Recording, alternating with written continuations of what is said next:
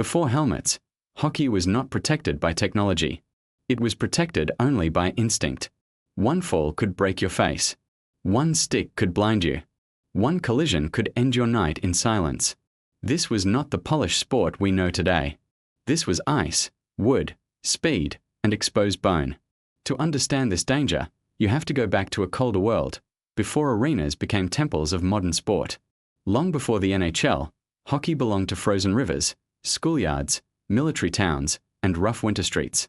The game was shaped by older stick sports, northern weather, and the simple fact that winter turned water into a battlefield. But in Montreal, in 1875, the frozen chaos began to take a more recognizable form.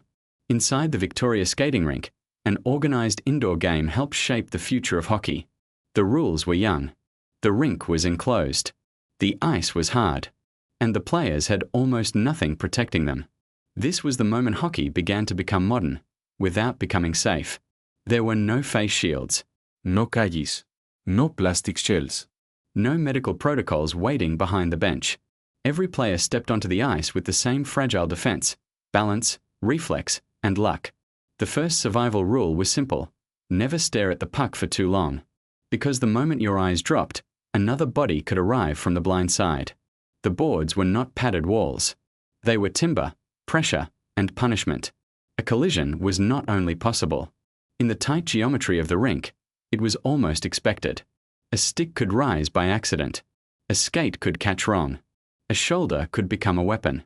Once the game accelerated, the human body became the weakest structure in the arena. This was the hidden engineering of early hockey, speed forced into a narrow wooden box. To survive, you had to read the rink like a map: walls, angles, bodies, and escape routes. The best players were not only brave. They understood danger in 3 dimensions. They listened for blades behind them, wood beside them, and breath closing in from the dark. The sound of the game was a warning system: blades, boards, sticks, then sudden silence. And when silence fell, someone was usually trying to stand back up. Pain was not always treated as a warning. In early hockey, it was often treated as part of the game. The ice kept the evidence: skate scars, stick cuts, and the marks of bodies losing balance. And unlike modern players, these men did not carry advanced equipment onto the ice. They carried tradition. In a winter culture built around toughness, protection could be mistaken for weakness. That belief followed the sport for generations, even as the game grew faster, louder, and more professional. The crowds grew larger. The impacts grew harder. But the heads remained exposed. By then, hockey was no longer only a winter pastime. It was becoming a public spectacle built on risk. From the seats, the game looked thrilling. From the ice, it felt like danger arriving from every direction. The puck was small, dark, and fast, almost invisible until it was already too close. Before modern protection, even a shot toward the net could become a threat to the face. A blocked shot could be praised as courage, even when it left the body paying the price. There were no instant replays to measure the danger. Only memory, pain, and the next face shove. The game restarted quickly, because old hockey had little patience for fear. That was what made the sport hypnotic. Beauty and danger moved at the same speed. A clean turn could look elegant. A mistimed turn could send you straight into timber. The boards rattled like thunder. Sticks cracked like branches in winter. A broken stick could turn from equipment into splintered danger before anyone could react. And still, the players returned to the ice, because the danger gave the game part of its legend. The public was not only watching a sport. They were watching men risk themselves in the name of speed. That appetite helped build hockey's mythology: toughness, sacrifice, and silence after pain. But mythology can hide a cost, especially when the cost is carried inside the skull. For decades, head protection arrived slowly, resisted by habit, pride, and the culture of the game. Some players chose protection. Others refused it, afraid it would change how they were judged. In a sport built on courage, safety could feel like betrayal. But the ice did not care about tradition.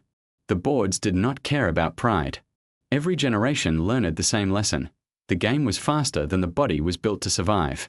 To modern eyes, old hockey can look almost impossible, exposed heads rushing into a storm of sticks and ice. But to them, it was simply hockey, raw, fast, and accepted on its own terms. To survive, you had to become part athlete, part strategist, and part gambler. 1 second demanded grace. The next demanded impact.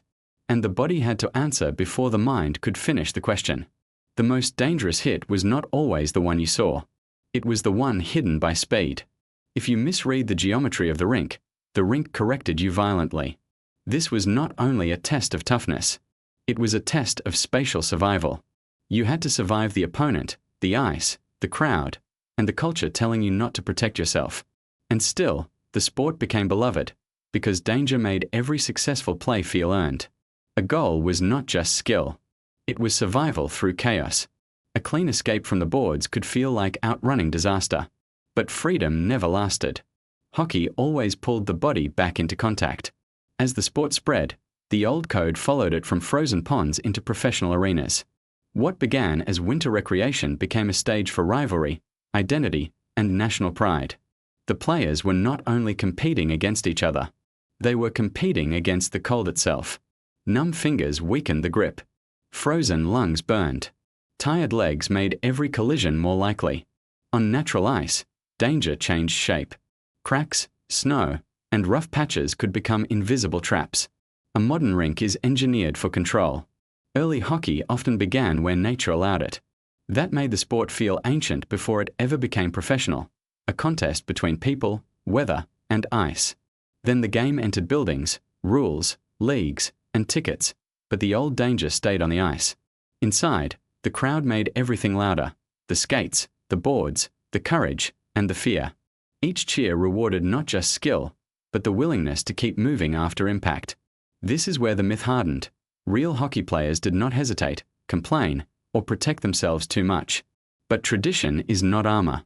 Pride does not soften ice. Over time, the game became too fast for the old beliefs to remain untouched. The question was no longer whether hockey was dangerous. Everyone knew it was. The question was whether the culture of the sport would allow protection to become normal.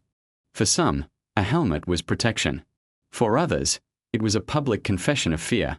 That is why change came slowly, even as the evidence kept striking the ice.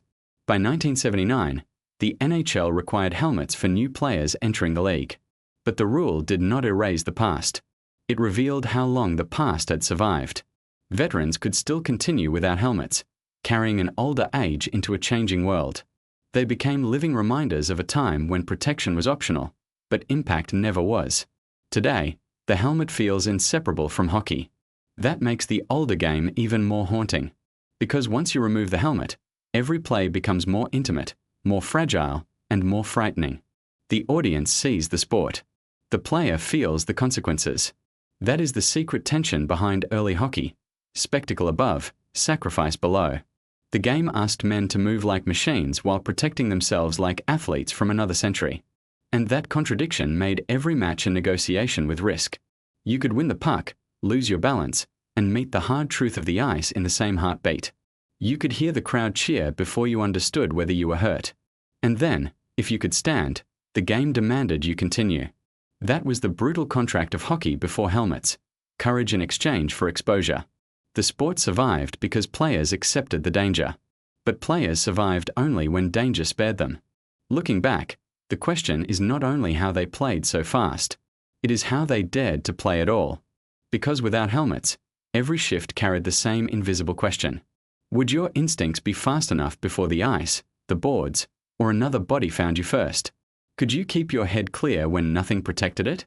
Or would your first game in hockey before helmets also be your last?